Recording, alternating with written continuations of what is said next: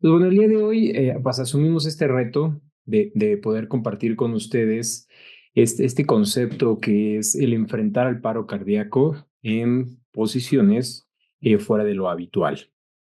Y si bien el webinar tiene un título muy específico y es RCP en posiciones fuera de lo habitual, luego de hacer una revisión profunda o detallada del tema, el haber revisado toda la bibliografía disponible de una manera más cuidadosa y más juiciosa, pues me he dado cuenta que no solo ese título debería hablar sobre RCP, sino más bien debería ser más enfático sobre cómo enfrentar en general el paro cardíaco fuera de posición habitual, o sea, fuera del decúbito supino, y por ende vaya, ir no solo al hecho de comprimirlos, o sea, de qué tanto la RCP podría ser la solución, y también analizar qué hay alrededor de todo ese papel de la reanimación o de las compresiones como tal. Pero el subtítulo que tiene la charla, que ustedes pueden ver en su pantalla, que dice Buenas intenciones de RCP sin impacto fisiológico, es una idea muy importante que debemos tener todos en mente. Porque va a haber escenarios, va a haber momentos, va a haber casos, va a haber situaciones incluso en las que por las características del escenario no vamos a poder dar un cambio de posición o nuestro cambio de posición, nuestro equipo no esté preparado, no lo había tomado en consideración, que tal vez podía presentarse en esa necesidad, y entonces nos vemos en la intención o en la buena intención de dar RCP. El problema precisamente podría ser que comencemos a dar RCP y si no tomamos en cuenta los conceptos que ya hemos charlado en otras pláticas o incluso aquellos conceptos que veremos el día de hoy relacionados a, sí, claro, monitoreo fisiológico de la calidad de la RCP, podríamos estar teniendo buenas intenciones al brindar RCP, pero esto hacerlo sin impacto fisiológico alguno, ¿vale? Entonces, con esta idea en mente es que comenzamos.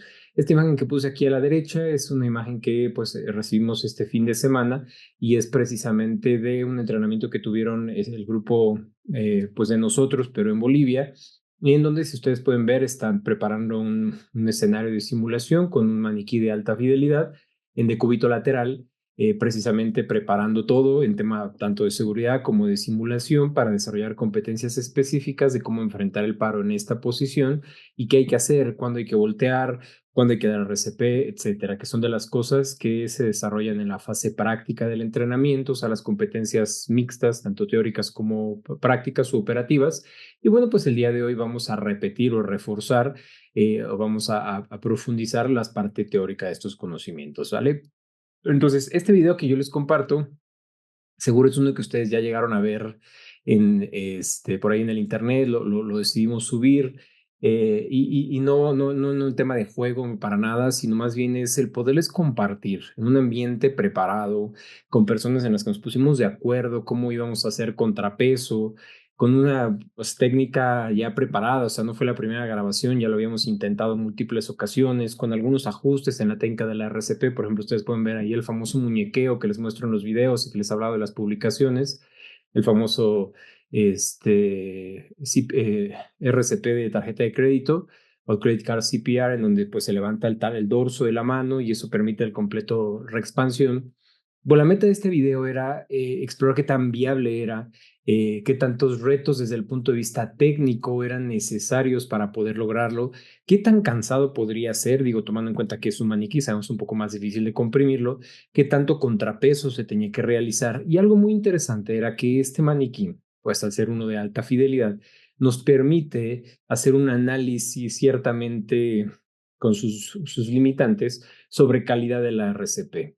Cosas muy interesantes que aprendimos dentro de esta dinámica, que como les digo, no fue el único video, estuvimos practicando, analizando, encontrando como que las mejores sugerencias derivado de la bibliografía, es que la reexpansión era muy eficiente, que es uno de los puntos que hemos hablado mucho de ciencia de la reanimación o de los principios que hay detrás de un esfuerzo de reanimación, la reexpansión, y es muy lógico, pues no hay nadie que se quede sobre el tórax, además de que la técnica lo permite. Sin embargo, la compresión no era eficiente y cuando tratábamos de ver el CO2 expirado que se lograba, pues como consecuencia de este esfuerzo de reanimación era muy pobre, logrando, o más bien obteniendo eso que les argumenté al inicio, una RCP con buenas intenciones o con las mejores intenciones, pero que no estaba teniendo un impacto fisiológico. Por ende, era un paciente que a pesar de que la parte técnica, la parte del equipo, nos sentíamos preparados para enfrentarlo de esa manera, pues no existía realmente un impacto en el paciente, una consecuencia en el paciente y el resultado probablemente no iba a ser muy bueno, ¿no? Entonces también parte de esta dinámica pues nos llevó a pensar en que debíamos de hablar de este tema, especialmente después de haber hablado de toda la parte relacionada a monitoreo de la calidad de la RCP y también a cuidados postparo. Va muy de la mano, ya que obviamente si logramos, utilizando el monitoreo fisiológico, estas técnicas de RCP que veremos más adelante y unir a los conceptos de cuidados postparo, pues la probabilidad de éxito que vamos a tener en un paro cardíaco de esta complejidad, pues va a ser mucho mayor. ¿Vale? Entonces, bueno, este video básicamente tuvo este fin. Ahora, así como lo hicimos en la charla de cuidados posparo, en donde tocaba, además de seguir esos lineamientos que ya charlamos sobre, bueno, hemos salido de paro y debemos seguir operando, bueno, primero vamos a responder si ya cumplimos con cuidados posparo punto por punto, y una vez que viene eso hay que hacernos preguntas muy específicas, ¿no? Que decíamos en el último webinar sobre, bueno, y la causa ya se resolvió, la causa no va a resolver, no va a regresar, etcétera, todos esos puntos, serie de puntos que en realidad son bastante lógicos, pero finalmente toca como conceptualizarlos o incluso tenerlos por escrito. Aquí, en las posiciones, en la RCP que se va a hacer en posiciones fuera de lo habitual, también debemos tomar en cuenta algunas preguntas fundamentales. Y estas dos imágenes me ayudan a construir el porqué de estas preguntas. Y aunque por mucho que yo sea muy entusiasta y que pues me guste compartirles ideas de una manera como muy entretenida, muy divertida, pues lo que yo trataría de decirles en cada uno de los esfuerzos de reanimación es que pongamos al paciente en decúbito supino, que pongamos una condición o una tabla rígida o su equivalente en el dorso para que la calidad de la RCP sea la máxima y entonces ahora sí podamos hacer RCP bien. Sin embargo, aunque ese tal vez sea la propuesta que yo les quisiera decir para absolutamente todo paciente que se encuentre fuera de una posición supino, tenemos que ser conscientes que en demasiadas ocasiones eso no es posible. Y por ende, la primera pregunta que nos tenemos que hacer es si es viable cambiar la posición del paciente. O sea, yo sé que antes de tener este escenario, tal vez debimos de haber ejercido prevención de paro cardíaco. Hablaba con algunos colegas neuroanestesiólogos en donde, bueno, al ver la magnitud de este problema, al tratar de hacer un análisis de la magnitud de este problema, pues al darnos cuenta que, por ejemplo, el paciente que ustedes ven aquí a la izquierda, en un procedimiento neuroquirúrgico, sentado, con múltiples fijaciones, con poco acceso para llevar a cabo compresiones, en donde la gravedad incluso va en contra del retorno venoso, pues el decir, ¿cómo voy a enfrentar un paro cardíaco? Pues más bien, después de toda la plática y de la revisión, dices, más bien, quiero prevenir que esto me suceda. De ahí incluso que hace lógica que personas altamente especializadas en las que se enfrenten a este tipo de pacientes. No digo que los demás que no tenemos ese entrenamiento no debamos o no podamos, sino más bien deberíamos dejarlo a aquellos que tienen un buen entrenamiento, ya que el presentar un evento de complicación como un paro cardíaco en este contexto, pues a lo que nos va a llevar es a una dificultad para enfrentar el paro, ya que él es muy probable que no podamos reposicionarlo en supino de manera rápida, de manera eficiente, para enfrentar este o iniciar un esfuerzo de reanimación habitual. Entonces, lo primero es pensar si realmente podemos cambiar de posición al paciente. Y de la mano con ello lo iremos viendo en las siguientes diapositivas y en los siguientes artículos que les voy a ir compartiendo. También toca definir que si no lo puedo cambiar de posición, si el dar RCP en esa posición podría ser viable y si el monitoreo me lo permite. Y ahí es en donde la imagen que les puse a la derecha pues hace cierta lógica, que es un paciente tal vez en una posición fuera de lo habitual, no tan extrema como la que vemos a la izquierda. Y aquí, bueno, dices, bueno, tal vez me sea fácil colocarlo en supino, pero si le doy RCP en esa posición, tal vez tenga la posibilidad de lograrlo. ¿Y cómo voy a tener la certeza? Bueno, si el monitoreo fisiológico me lo dicta. Como lo veremos más adelante, lo más que van a encontrar en la bibliografía relacionado a este tema, salvo algunos cuantos consensos, es eso, casos anecdóticos, reportes de casos, descripciones en donde hicieron RCP en prono, en decúbito lateral, bajo contexto de cirugías urológicas, nefrectomías, procedimientos de tórax, etcétera. Y lo que hacen en estas descripciones es contarnos cómo les fue. Y todos ellos llegan a puntos clave en donde por algún motivo no pudieron reposicionar al paciente al supino o incluso no era buena idea reposicionarlo, recordando, y lo veremos más adelante, si la causa no te lo permite, por ejemplo, una lesión a la arteria pulmonar, pues sin lugar a dudas va a ser un paro por hipovolemia que tú puedes restituir, pero ahí viene la duda, ¿lo dejo en supino, le pongo volumen y le damos RCP? ¿O lo dejo en decúbito lateral dándole RCP y permitiéndole tal vez al cirujano que logre alguna hemostasia mientras también paso volumen? O sea, también toca considerar si la causa del paro cardíaco nos permite, nos obliga o nos debe llegar a concluir que hay que colocarlo en supino. Habrá causas que no lo van a permitir, o sea, que debemos quedarnos en esa posición y con lo que nos quedamos es con lo que hemos venido aprendiendo. Bueno, pues, ¿qué tenemos sobre métricas fisiológicas? Y como veremos también un poco más adelante, bueno, pues tengo que darlo en esa posición. ¿Qué recomendaciones hay? Estas bibliografías, estos reportes de caso, ¿qué nos han enseñado? Y precisamente así, el que se encuentra en esta posición tal vez no lo reposicionen del todo si cumplen con algunos de los principios que veremos más adelante, o este paciente de acá en el que dicen, bueno, va a ser muy difícil, ¿por dónde puedo comenzar? Y ahí vienen preguntas que iremos respondiendo como, bueno, ¿y qué ritmo de paro inicial tiene? ¿Tiene alguno en el que el tratamiento eléctrico podría hacer la diferencia? Prepararnos con una terapia de estimulación eléctrica tanto para ritmos desfibrilables como para ritmos lentos que podrían ser recuperados por postparches transcutáneos. Entonces ahí es donde dice, bueno, la preparación podría prevenir que él tenga que recibir RCP. Y si tuviese que hacerlo, ¿cómo lo haríamos? ¿No? Para la imagen de la izquierda, que no va a ser también, para la derecha también vamos a hacer algunas observaciones. Entonces, primero hay que ser realistas y establecer si realmente vamos a poder cambiar de posición al paciente. Si no hay posibilidades de cambiarlo, pues habrá que empezar a planear cómo vamos a estar seguros que la RCP está teniendo condiciones óptimas, ¿no? Que lo veremos un poquito más adelante y lo hemos charlado en nuestras otras pláticas respecto a cómo hacer coreografía y ergonomía de la RCP en cada uno de los casos. Tiene mucho que ver con preparación. Ahora, esta siguiente diapositiva que les comparto es, bueno, no lo podemos cambiar de posición.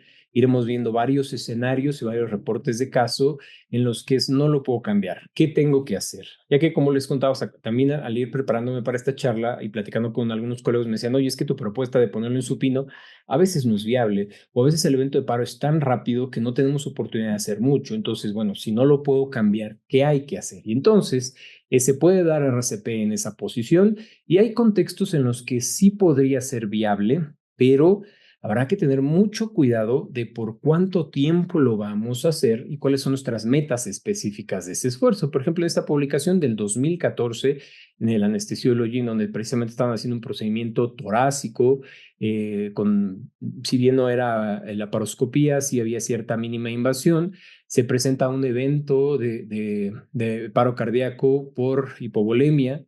Y entonces el cirujano, pues por la manera en la que estaba posicionado el paciente, decide iniciar un esfuerzo de reanimación así en decúbito lateral derecho y él precisamente pues propone esa ideología de, bueno, colócale un contrapeso con tu misma mano o incluso algún otro reanimador te puede brindar ese contrapeso y por delante pues haces compresión. De hecho, la idea para ellos es comprimir uno enfrente del otro, ¿no? O sea, como que las dos manos hacen ese punto de compresión.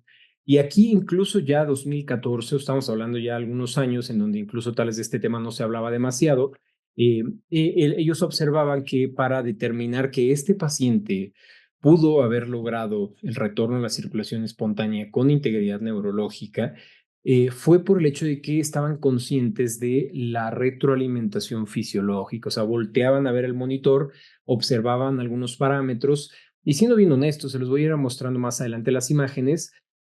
Los números tampoco eran tan alentadores, o sea, eran diastólicas de 20, 18, CO2 expirados cuando era ventilación bipulmonar, como lo veremos en los diferentes casos, en este caso cuando era bipulmonar, o sea, no superaban el 12, el 15, o sea, eran números ya bajos que para nuestros estándares o lo que hemos venido charlando o aprendiendo en el curso, pues son números fuera de meta, pero a pesar de ser fuera de meta, se utilizaron como punto de tendencia de, bueno, vamos bien. Y también algo muy interesante en esta parte de tendencia es que inician las compresiones y al paso del tiempo se dan cuenta que esas métricas que tenía cierto número, bajos fuera de meta, pero ciertas métricas empezaban a caer, denotando que tal vez ese esfuerzo de reanimación ya no era suficiente, ya no tenía la fuerza o la intensidad correcta y pues lo que debíamos hacer o lo que nos tocaba hacer pues era precisamente cambiar ya la posición. Entonces, que es algo de lo que en algunas ocasiones yo les platico sobre, bueno, tengo un paro en una posición fuera de lo habitual, bueno, daré algunos ciclos,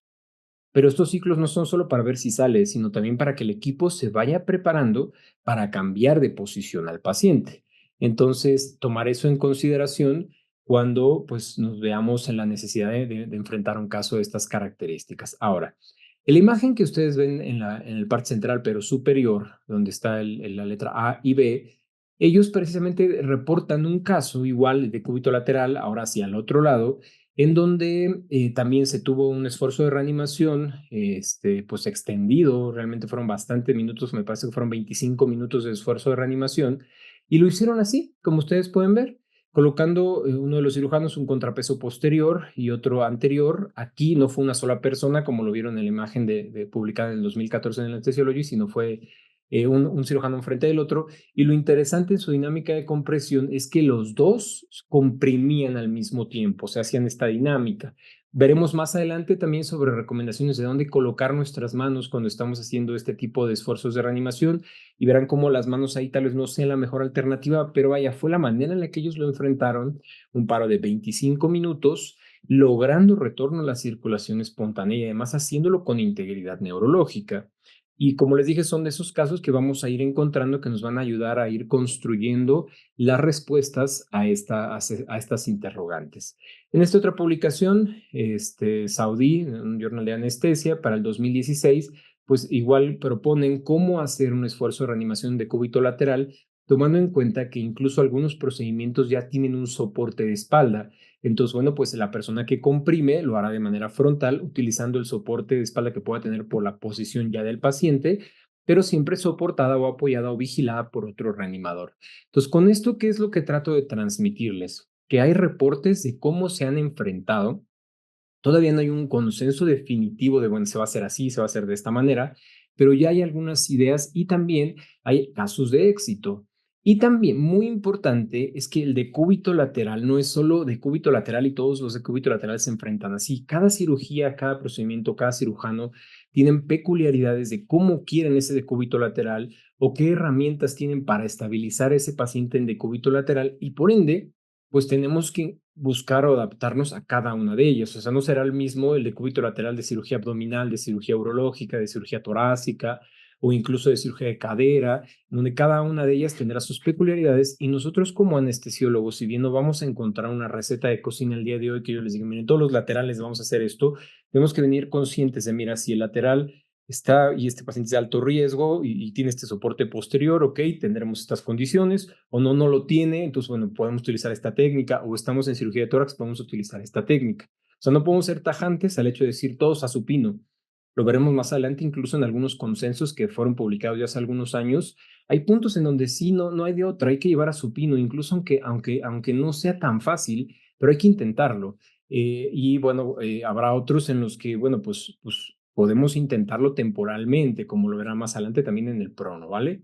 Ahora, hay algo muy interesante y es, ok, me voy a enfrentar a dar RCP en una posición anormal, voy a utilizar mi monitoreo fisiológico como lo hemos venido aprendiendo, voy a tomar en cuenta estos reportes anecdóticos de consideraciones de cómo hacerlo, pero la pregunta es, ¿y en estos casos, como ven ustedes de ciertas cirugías de neuro, ciertas posiciones, ciertos ángulos, las fijaciones o incluso este que está sentado, que es uno que veremos con demasiada frecuencia en esta charla, es bueno, y a él, ¿cómo le empiezo a hacer un esfuerzo de reanimación?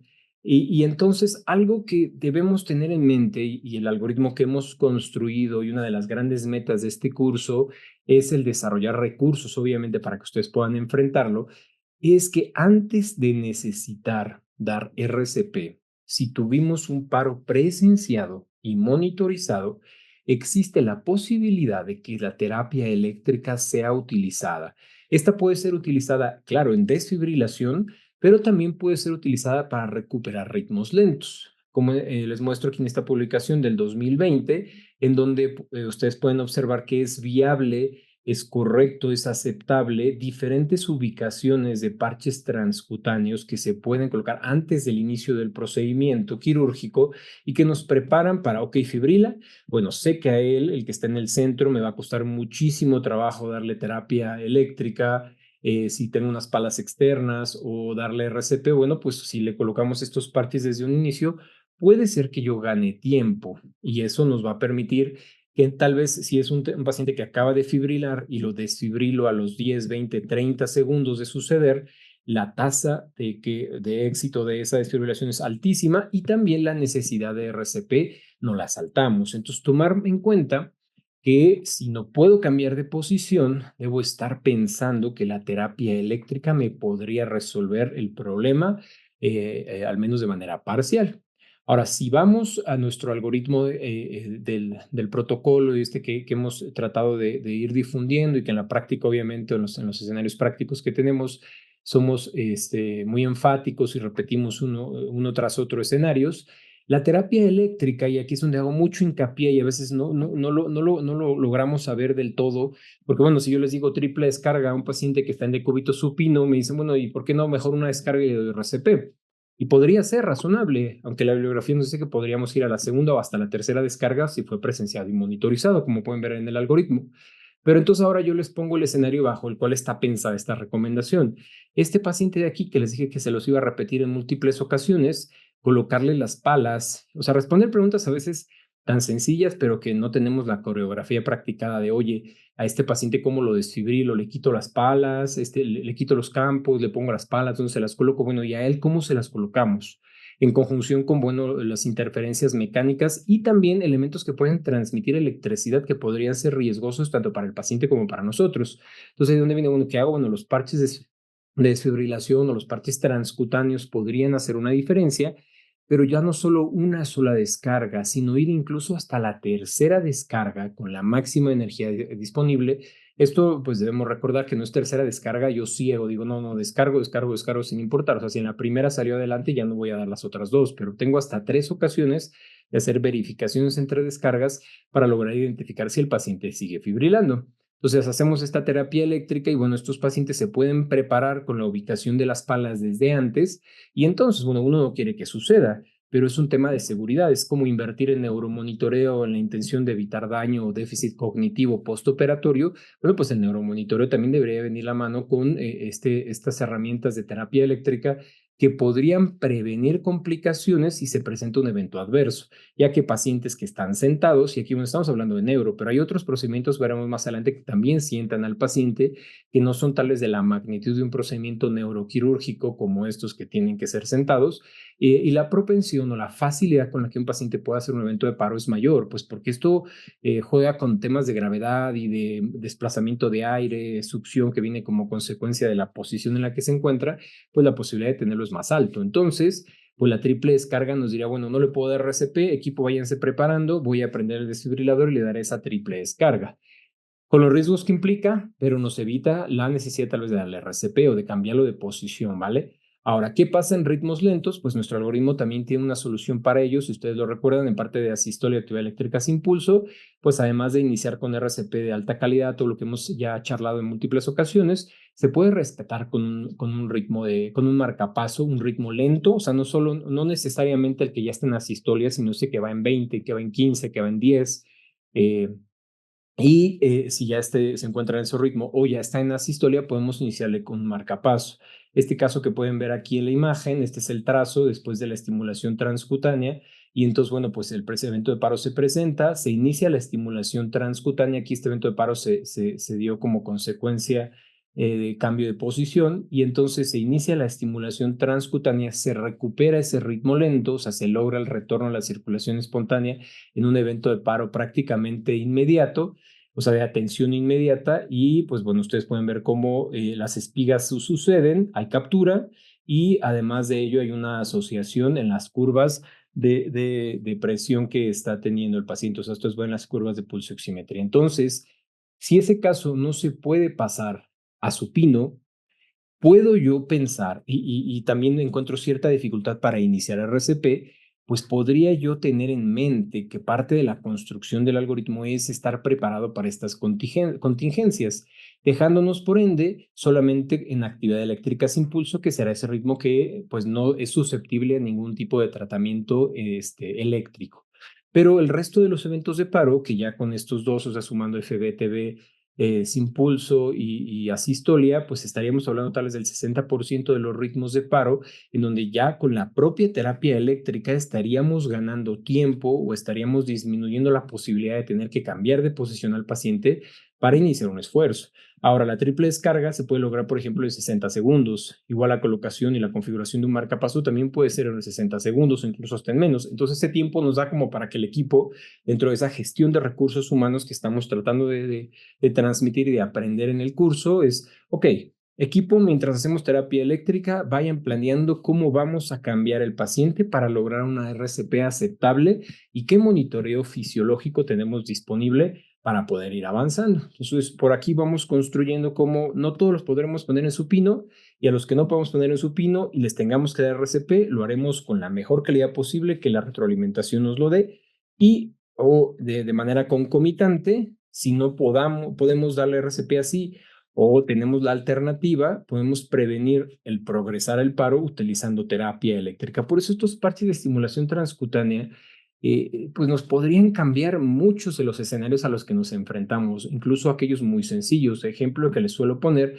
es, por ejemplo, ese paciente que hace paro por hipoxia. Ese paciente que hace paro por hipoxia, pues algunos colegas tienen el hábito que sabes que no lo va a poder intubar, ya se está radicalizando, le pasan bola de atropina para poder continuar con la instrumentación de la vía aérea y no necesariamente llegar a paro que le hace RCP. Bueno, eso sucede y la forma o la alternativa que podamos traspolar para fortalecer ese concepto que les acabo de transmitir es pues le ponemos el marcapaso transcutáneo de manera temporal para recuperar el ritmo en lo que terminamos de instrumentar. O sea, es como una atropina, pero en vez de ser farmacológica, pues es eléctrica, ¿no? Ahora, aquí les quise que compartir este caso que me compartió el doctor Rodrigo Álvarez Calderón, también anestesiólogo intensivista, y pues básicamente este es un paciente el cual se lleva a sala de hemodinamia. El paciente está despierto con algún grado de sedación, pero está en un ritmo, una bradicardia extrema, severa, probablemente un bloqueo de tercer grado o incluso tal vez un MOVITS 2, y se decide colocar este marcapaso transcutáneo para recuperar el ritmo y tener el tiempo suficiente para colocar un transvenoso, que en este caso va a ser definitivo. Este escenario que les cuento sucedió en una sala de hemodinamia bajo el contexto de atención anestésica monitorizada, y entonces les muestra cómo es real que podemos recuperar ritmos antes incluso de necesitar RCP, porque idealmente un paciente con estas características de no haber recibido la estimulación transcutánea hubiera terminado en un ritmo lento, incluso hasta asistolia, recibir RCP y pues con suerte ver si se recupera, tomando en cuenta que él inició con una B de tercer grado, por ende la posibilidad de que se recupere va a ser baja, ¿no? Estas son las posiciones sugeridas o recomendadas, ya también las vimos en las imágenes previas, para colocar estos parches y que podrían hacer la diferencia. Sé que no es la realidad para muchos, pero es muy importante que comencemos a sensibilizarnos que este es el camino, porque el otro camino que tenemos es el enfrentar dar RCP a este paciente o incluso algunos de los que se encuentran de cúbito lateral que hemos venido charlando. Entonces, bueno, vamos a tratar de hacer prevención de paro, vamos a tener más herramientas, vamos a pedir más recursos que probablemente nos van a hacer falta y que podrían hacer una gran diferencia en la atención del paciente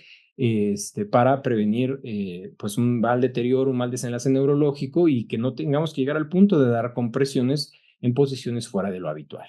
Ahora, y ustedes ya concluyeron que el paciente no se puede cambiar de posición, porque obviamente el que se puede cambiar de posición, pues no hay tema, o sea, hay que cambiarlo de posición. O sea, lo veremos más adelante, un Trendelenburg muy marcado o un supino, no lo sé, cualquier otra posición, bueno, será muy sencillo cambiarlo de posición.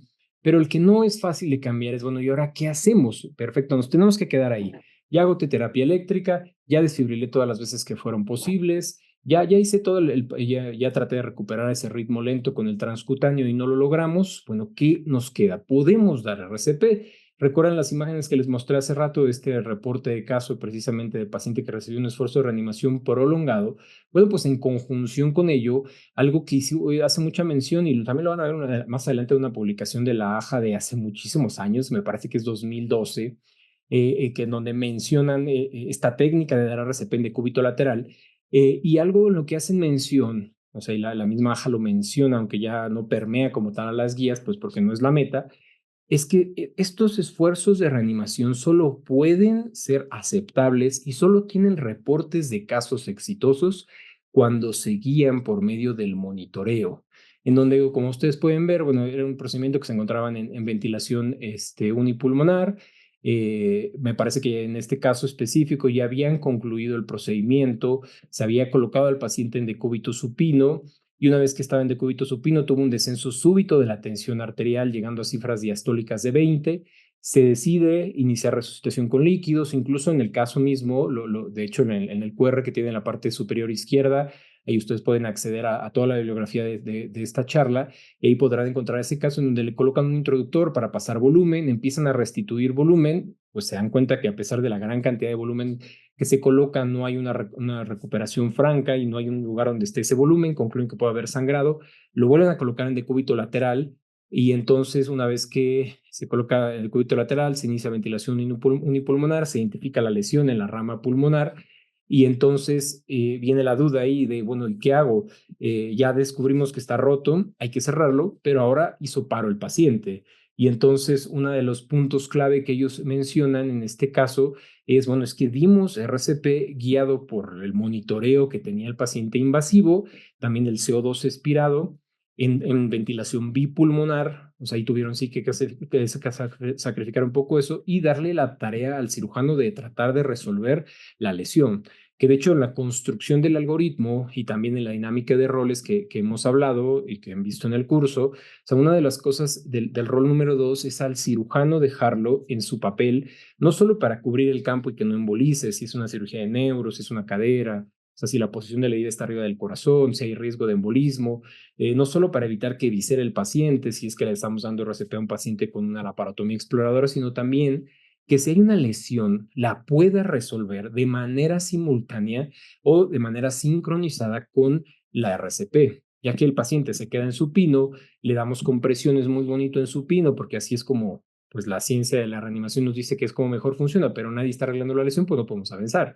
Entonces, incluso por eso hace lógica que esta charla la tengamos ya después de haber tenido varios webinars, incluso de haber ya revisado varios capítulos del mismo curso, porque entonces ahora sí ya hace lógica el por qué queremos que ese rol 2 se quede desempeñando esa función. Por eso es que uno tiene que aprender a gestionar recursos y decirle, no, tú quédate ahí para ver qué está sucediendo y trata de resolverlo, como en ese capítulo que ustedes recuerdan de RCP en trauma, en donde RCP en trauma todavía incluso puede ser hasta válido hacer una toracotomía para dar masaje directo a corazón. Bueno, pues algo parecido, en donde vas a buscar limitar, contener el daño mientras estás dando RCP. Entonces ellos logran contenerlo, restituyen volumen y logran el retorno a la circulación espontánea. Claro, sí se apoyan con fármacos, etcétera, pero algo que hace mucha mención es que tratan de utilizar presiones arteriales diastólicas como meta, en donde no se alejan tales de un 25, de un 20, que para pues lo que nosotros hemos charlado estamos lejos, pero es lo más que lograron tomando en cuenta la causa. En los expirados se hace mucha mención que nunca elevó, sin embargo, bueno, toman en cuenta que están operando el pulmón, que están manipulando, que hubo periodos de ventilación unibipulmonar, todos los mecanismos que ustedes saben relacionados a la vasoconstricción pulmonar hipóxica y todo ello, que bueno, no hacía tan confiable. Pero a lo que va todo este caso y por qué lo saco y por qué decidí invertir bastante tiempo de esta charla con ustedes, es que el año en el que es publicado, que ya tiene su tiempo, y junto con ello, pues los retos que tienen que resolver en un paciente en decúbito lateral con una lesión, nos ayudan a concluir que si ya tienes que dar RCP así y no lo puedes cambiar de posición, o vas a planear cómo cambiarlo de posición, pues tienes que utilizar el monitoreo fisiológico. Tenemos que enseñarnos todos nosotros, ustedes que están en el curso seguro ya lo están dominando o ya lo dominan, los que van llegando, los que están viendo estos webinars por primera vez, les queda claro, ok, sí, pues tengo que voltear al monitoreo y tengo que enseñarle a mi equipo quirúrgico a voltear a ver al monitoreo, que es lo que les contaba también en algún caso en donde tuvimos procedimiento pediátrico, estábamos en un decúbito lateral, cirugía de tórax, el paciente cae en paro y el cirujano me insiste en que así se puede dar RCP. Le dije, bueno, perfecto, dale RCP. Si tú logras métricas en el monitoreo, yo te voy a dejar que lo sigas haciendo. Y pues evidentemente lo pudo sostener por unos minutos. Veremos más adelante también una publicación donde mencionan que tal vez sea viable tomar en cuenta el monitoreo en posiciones fuera de lo habitual, tales los primeros 5 minutos, pero después de ello, tal vez ya no sea tan viable, ¿no? Entonces, Hemos ido avanzando con diferentes alternativas, definir si lo podemos voltear o no, el uso de la terapia eléctrica y ahora viene el tema del monitoreo y si este es favorable para la RCP. La segunda duda que tenemos que resolver, además de si es favorable, es establecer si es viable cambiar de posición al paciente de acuerdo a la causa. Y es lo que les venía contando.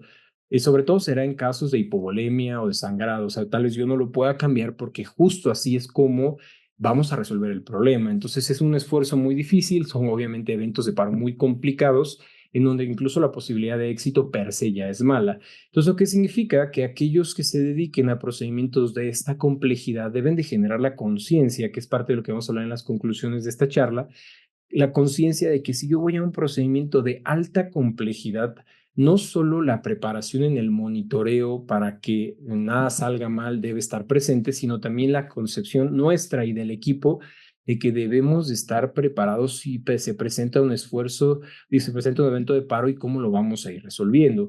Incluso ahí es donde uno empieza a concluir que tal vez escalar nuestras herramientas de monitoreo o nuestros accesos vasculares podrían hacer más sentido incluso en casos que nunca se complican, pues precisamente para que si en esta cuestión de utilizar aquello que ya tenemos, ¿no? Siempre seremos criticados por no colocar ese acceso vascular. Digo, pues cuando lo tienes y no lo, y digo, cuando lo necesitas y no lo tienes será algo grave, pero tal vez no seremos criticados tan duros si lo colocamos y no fue utilizado, ¿no?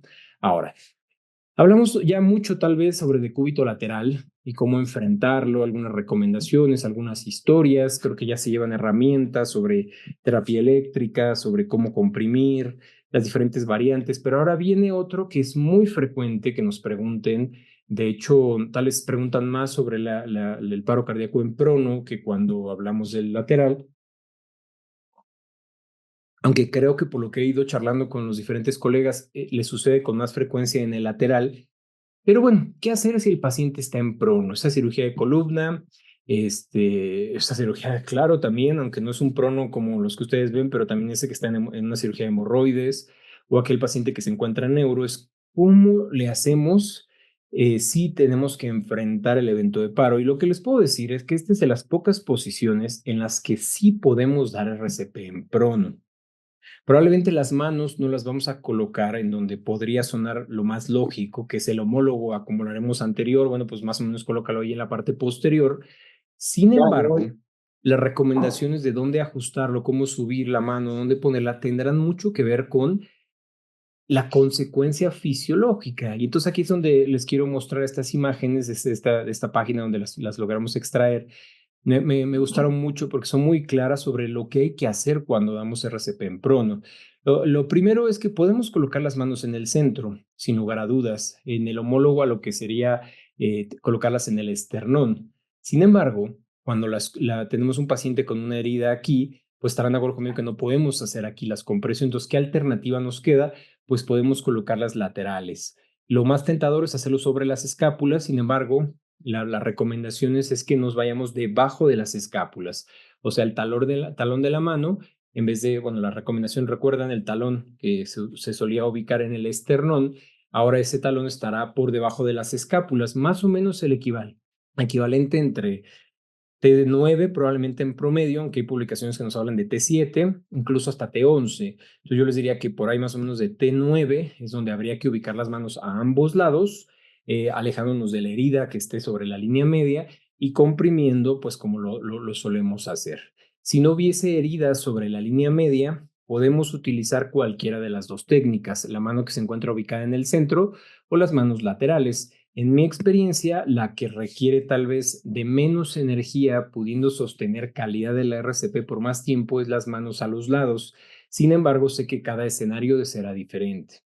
Algo a tomar en cuenta, y apenas también trabajando con algunos neuroanestesiólogos hablando del tema, es que cuando uno brinda RCP, algo que nos han enseñado es que hay que colocar esa tabla rígida para que entonces tengas un contrapeso. Pero cuando esté en prono, muchas ocasiones estos pacientes tienen estos rodillos que los protegen, si es que no es una sala dedicada una mesa dedicada para columna o para alguna otra. Pero estos rollos hacen que no existe ese contrapeso. ¿Eso qué significa? Que entonces comprimes y al momento de comprimir, como lo pueden ver en la imagen aquí de en medio, por donde está la mano, pues el elemento anterior o el esternón, al no hacer contacto con la mesa, no hay ese contrapeso, entonces tú comprimes sobre línea media o sobre laterales a nivel de T9, pero no hay quien te detenga y por ende la compresión no se logra. Entonces, sobre todo cuando se tiene rollos, tales podría ser razonable colocar una mano por delante, tales no necesariamente la nuestra, o sea, aquí en este caso es una sola persona que nos da la intención, nos da por entendido que él se hace contra cuña, o se hace una cuña y se comprime, tal vez otra persona haciendo esa compresión o colocar algo que hace contrapeso, tal vez alguna sábana, alguna herramienta que tengan a la mano o la mano misma, y la otra persona comprimiendo del otro lado.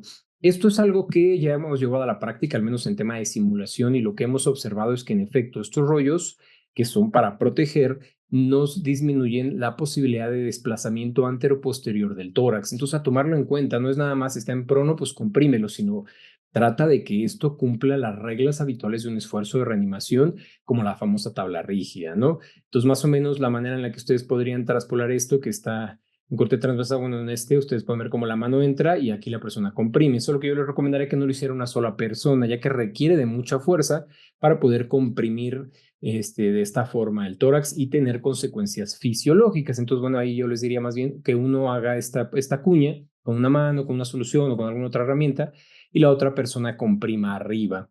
Este tipo de destrezas las tiene que conocer tanto el anestesiólogo, pero especialmente el cirujano, ya que ellos son los que van a tener que hacer este esfuerzo inicial porque el paciente ya vestido, pues tendrá que iniciarse ahí con los que ya estén estériles y también pues el descubrir la herida, será difícil proteger la esterilidad en esta herida si le damos RCP, por ende ellos son los que tienen que hacer este esfuerzo, por eso es importante que ellos sensibilicen de cómo se tiene que hacer. Ahora, en última instancia, y esto me gustó mucho como herramienta heroica, literal, pero me gustó que se esté tomando en consideración, es el hacer una toracotomía de emergencia, ya que habrá pacientes que estarán en esta posición por un evento de paro tal vez grave o de difícil resolución, pero en paciente tal vez sano o en un paro que fue presenciado en donde la posibilidad de integridad neurológica sea mucha y tú dices, bueno, es que tuvo embolia, embolizó alguno de los elementos, algún cemento, alguna sustancia que estábamos trabajando sobre la columna o tuvo embolia de aire o embolia gaseosa, etcétera. Y tú dices, bueno, es que estas a veces cuando son burbujas muy grandes es difícil fragmentarlas para que haya flujo anterógrado en el ventrículo derecho. Pues, ¿qué nos queda?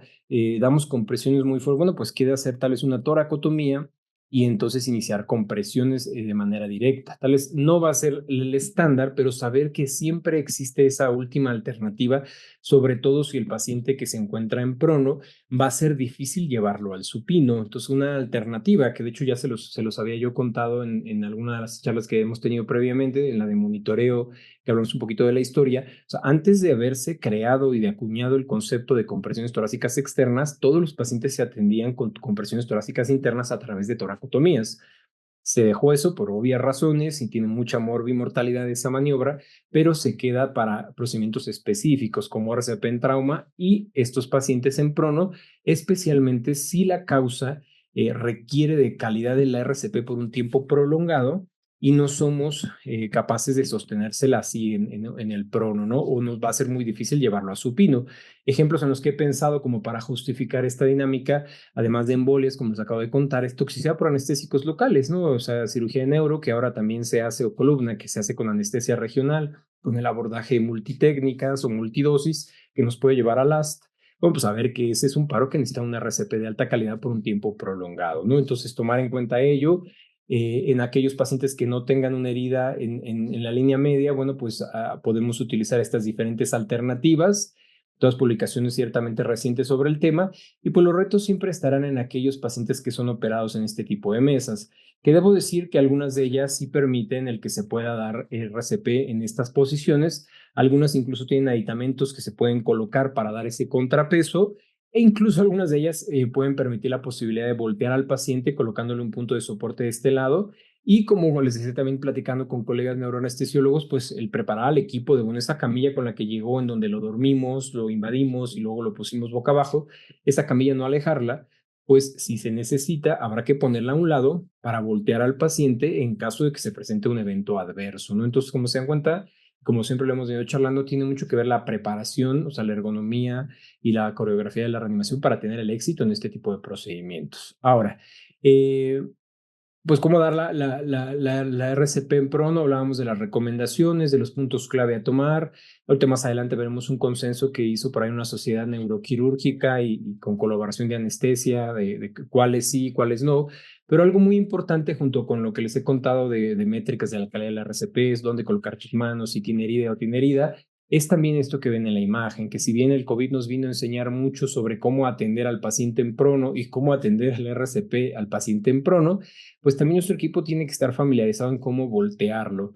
En particular aquellos que no tenemos demasiada experiencia en neuro, y a mí me ha pasado, yo no tengo un entrenamiento, trato de evitar este tipo de procedimientos por falta de competencia.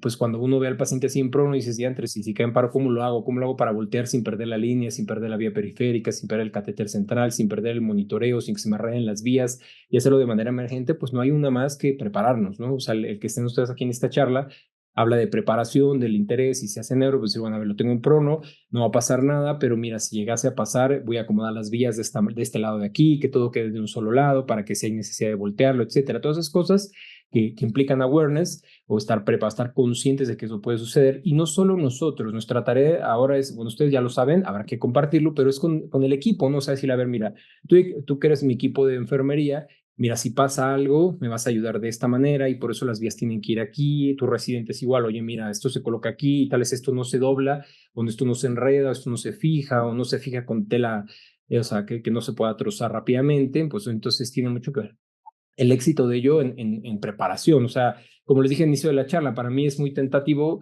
o tentador más bien, disculpen, el iniciar esta charla diciéndoles, miren, la forma en la que se atiende el paro cardíaco en posiciones fuera de lo vital es poniéndolos en supino.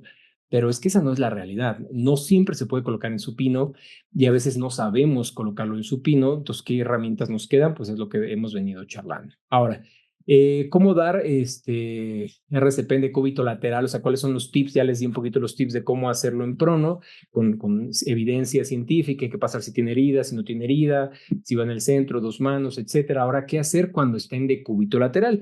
Y ya lo hemos charlado con la publicación que está aquí en el borde inferior derecho, que ya les charlé lo que ellos hicieron, también con este punto de soporte, pero esta publicación que aquí les comparto, noviembre del 2012, que es la más antigua de esta presentación, que fue publicado en Resuscitation de la AJA, y entonces ellos ponen y hacen esta pregunta, ¿no? O sea, las compresiones torácicas son efectivas en el paciente que se encuentra en decúbito lateral. De hecho, le denominan así, ¿no? CCILP, que es algo así como compresiones torácicas o chest compressions in lateral position.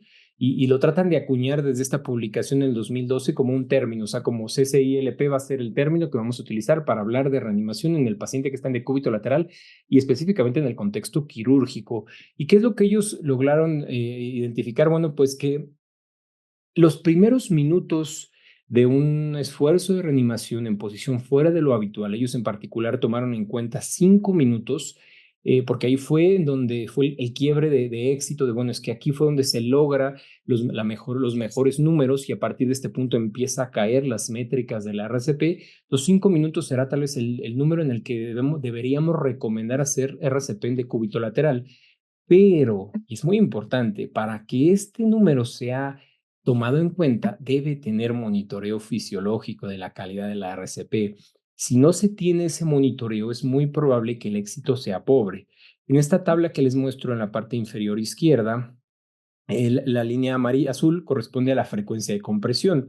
Interesante es que aquí la frecuencia de compresión estaba un poco arriba de 140. Recuerden que si bien ahora tenemos muy claro que el intervalo es de 100 a 120, pues lo mejor estar más cerca del 120, pues aquí todavía no es que hubiese duda, pero bueno, se fueron un poco más arriba. Y vaya, midieron también la saturación, que sabemos que la saturación es un punto de poco interés, al menos el número, pero evidentemente si tenía números significa que había curva de perfusión. Y lo que ellos midieron más o menos, bueno, tuvo que ver con la extracción de oxígeno y la medición del CO2 expirado, identificando que los mejores parámetros se obtuvieron durante los primeros 5 minutos de esta dinámica de compresión en decúbito lateral. No hacen mayores observaciones ni tienen fotos sobre cómo hicieron la técnica de compresión en el paciente. Sin embargo, lo que ha quedado claro es que el tiempo para hacer RCP en posición fuera de lo habitual no debe ser prolongado, tal vez 5 minutos como tope, siempre y cuando en 5 minutos ya sea viable, sea correcto, la causa nos lo permita colocarlo en supino. y que la métrica o la retroalimentación de estos pacientes debe estar presente. Entonces, pueden ustedes llegar a concluir, incluso decirme, oye, pero entonces eso significa que si hago un paciente en decúbito lateral y no le pongo línea, pues lo estoy haciendo mal. Y bueno, yo sé que ahora tenemos esta tendencia de mínimo invasivo, ¿no? Esa nefrectomía a la que no le pones línea y solo pones accesos vasculares de gran calibre y obviamente todo el monitoreo disponible. Bueno, pues el que no tenga esa línea no significa que lo estés haciendo mal. Sabemos que la tendencia es a la mínima invasión, pero tomar en cuenta otras herramientas de monitoreo como hemos venido charlando, como el CO2 expirado, que seguramente sí lo tendrás, o incluso ¿cómo se llama? La curva de pulsioximetría. Y de ahí incluso mi insistencia en que aunque la curva de pulsioximetría como herramienta de monitoreo fisiológico tiene pobre nivel y grado de evidencia, o sea, para recomendarlo, es que cuando yo me encuentro en decúbito lateral, digamos que decidieron ustedes hacer ese procedimiento con anestesia regional, con sedación, etcétera, y que no tiene capnografía, no está intubado, y entonces cae en paro y dices, bueno, es que no tengo ninguna herramienta de monitoreo fisiológico, ¿qué hago? Bueno, pues tal vez será momento, incluso en publicaciones, creo que no, es más adelante, incluso hasta nos sugieren qué mejor opción de videolaringoscopio. Digo, era una publicación un poco antigua, pero hacían como, bueno, ¿y qué videolaringoscopio te sugiero para intubar en decúbito lateral al paciente que le estamos dando RCP en una nefrectomía? Digo, era como algo histórico. Sin embargo, o sea, te decían, bueno, es que ponle para que podamos medirlo. Bueno, pues lo que podríamos tener como opción temporal es agarrar y tomar la curva de pulsioximetría y observarla y decir, uy, ok, la curva de pulsioximetría está presente. Bueno, no es garantía, pero significa que me estoy acercando a condiciones de perfusión distal en donde sea que esté el pulso oxímetro. Solo cerciorarnos, como bien me han dicho muchos alumnos, antes de tomar esta recomendación, pues que el pulso oxímetro esté en el lugar correcto, ¿no? Y que no exista otras condiciones que lo puedan desaprobar, ¿no? Ahora, eh, esta diapositiva es muy interesante y para todos aquellos tales que no hagan neuro no conocen este consenso y aquellos que hacen neuro, incluso algunos no los recuerdan, seguro en algún momento lo revisaron, es, ok, ya hablamos de recomendaciones, de cosas que hacer, monitoreo, terapia eléctrica, todo lo que ya hemos venido charlando el día de hoy. Pero bien, la pregunta es, ok, ¿qué hacemos en cirugía o en neuroanestesia o neuroquirúrgica, especialmente cuando las posiciones que hemos hablado, el que estaba sentado o estos de acá, ¿no? O sea, el park bench o que están un poquito como más hacia un lado, como de cúbito lateral, como el tres cuartos de cúbito lateral, bueno, de tres cuartos de prono. Pues esos pacientes, ese es más reto, ¿no? ¿Y qué hago con la cabeza? ¿Y cuándo libero? Entonces, ¿qué hicieron ellos? Bueno, pues hicieron como un consenso y generaron un algoritmo de cómo enfrentarlo, ¿no? Entonces, primero habrá que confirmarlo, que es parte de lo que nuestro algoritmo ya toma en consideración, avisar al equipo, ok, esto es algo genérico, todos los algoritmos lo tienen, y dice que eliminar la causa, eliminar si existe alguna causa quirúrgica, que lo hemos charlado también, o sea, pídele que lo suelte, por el tema tal vez si hace alergia al látex, porque si estás tocando un área quirúrgica que sea propensa a causar bradicardia o asistolia.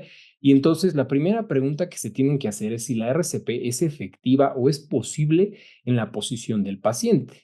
Y si no es posible, hay que llevarlo a supino. Y aquí es donde vamos a ver más adelante, hay posiciones en las que no es posible darle RCP. Y ahí es donde los que están sentados no es posible darles RCP. O sea, en decúbito lateral hay formas, en prono hay formas, pero el que está sentado, a ese no hay forma de ofrecerle esfuerzos de reanimación y lo verán ahorita en el consenso, no solo es mi impresión.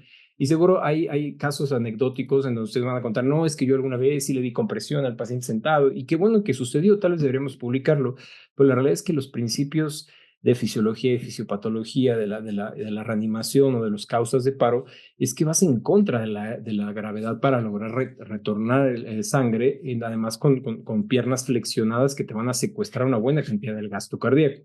Entonces, si no es viable, hay que llevarlo a supino.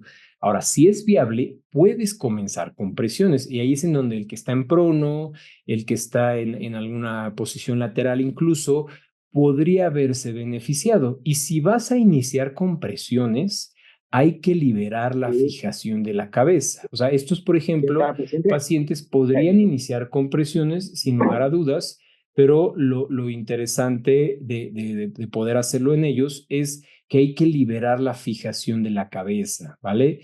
Punto importante a tomar en cuenta y que además es recomendación de consenso de expertos neuroquirúrgicos y de anestesia. y obviamente habiendo liberado cabeza, habiendo iniciado compresiones y tomando en cuenta lo que hemos venido charlando, pues inicias ya un soporte vital avanzado, ¿no? En donde tomas en cuenta el monitoreo, la calidad, la causa, fármacos, etcétera, ¿no? Y entonces, bueno, pues las observaciones interesantes sobre eliminar sitio quirúrgico, digo, elementos que pueden estar en el sitio quirúrgico causando o perpetuando el paro. Bueno, pues aquí viene una serie de elementos y para consideraciones específicas de soporte vital avanzado, pues mucho de lo que nosotros recomendamos en nuestro programa de reanimación, pues son muy similares. Algo que me gustó mucho fue el dar bolos iniciales de adrenalina, tales de 50 a 100 microgramos, incluso que podrían venir desde prevención de paro. Entonces, bueno, pues creo que las ideas que hemos ido construyendo van muy de la mano con las dificultades y cómo lo ha ido enfrentando el personal altamente especializado, ¿no? Eh, Incluso aquí abajo, en consideraciones para soporte vital avanzado en este contexto, agregan ecocardiografía, ¿no? O ecografía en sus diferentes áreas, pulmonar, cardíaca, etcétera. Y de ahí por eso es que me hizo mucho sentido que después de que vimos monitoreo, cuidados posparo y eco, este era el momento de hablar de RCP en posiciones fuera de lo habitual.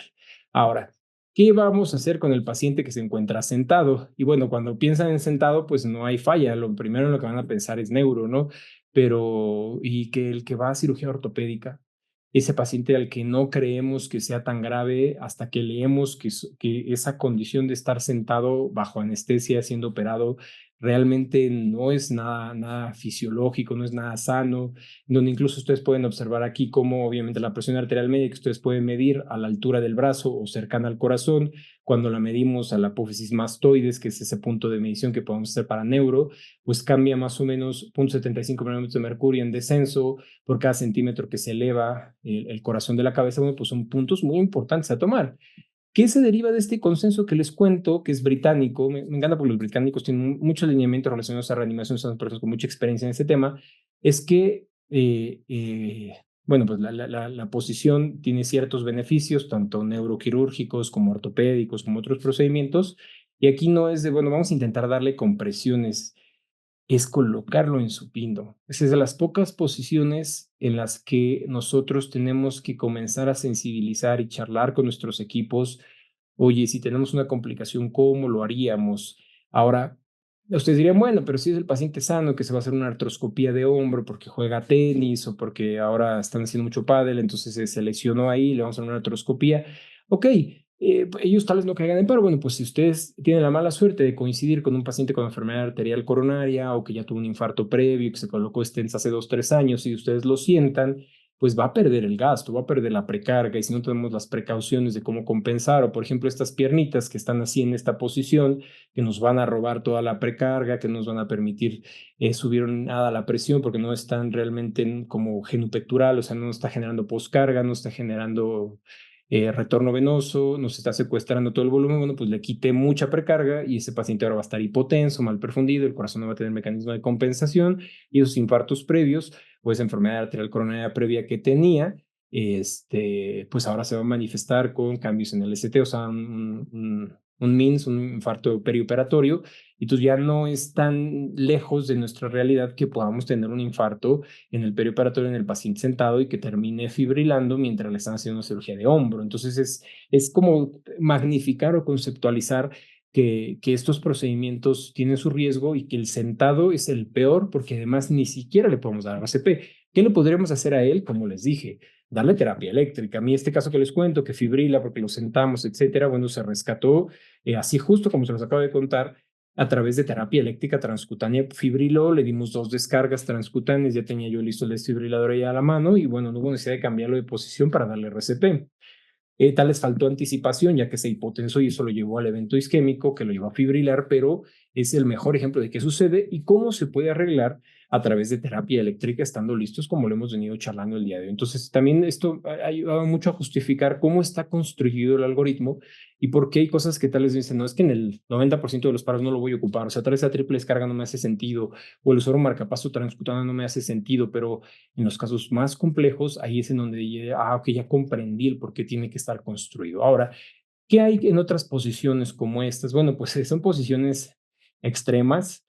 Para aquellos que hayan tenido oportunidad de verlas en ilustraciones o aquellos que tienen la fortuna o no sé, la desfortuna de enfrentar pacientes así, que no son posiciones exageradas, son posiciones reales en las que se colocan a los pacientes, pues hay todas las implicaciones fisiológicas y fisiopatológicas de por qué caen en paro son muy lógicas y ahí pues no hay más, no hay más que hacer que regresar al paciente al supino y comenzar esfuerzos de reanimación. O sea, ya no hay tema de mayor reto de qué hacer si cae en paro, solo corregir la posición y hacer esfuerzos de reanimación habituales tomando en cuenta la retroalimentación fisiológica que siempre hemos venido charlando.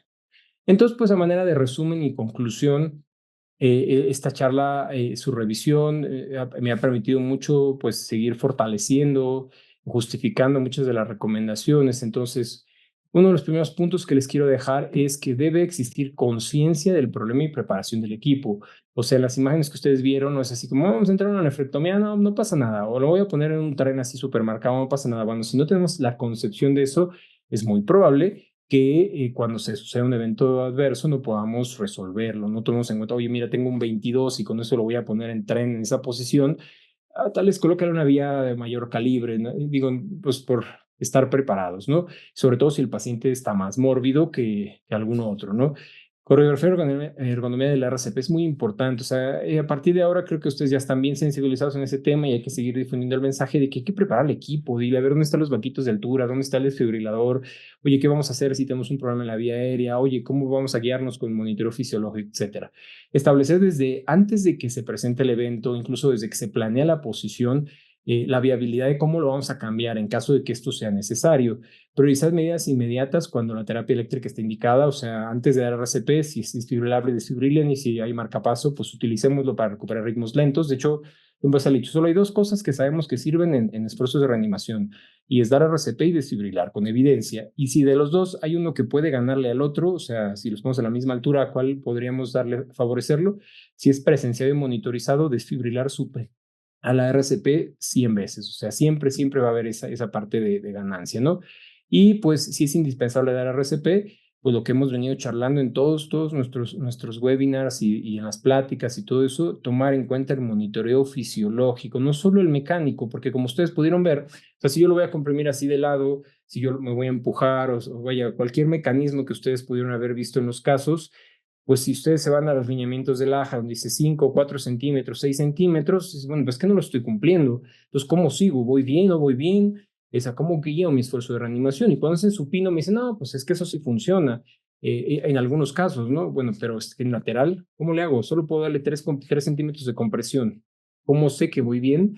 El monitoreo fisiológico. De ahí tanta insistencia que tengo yo de compartirles el concepto, la idea y ustedes la vayan analizando de hacer monitoreo fisiológico de la calidad de la receta. Entonces, bueno, con esto concluiríamos esta actividad de webinar.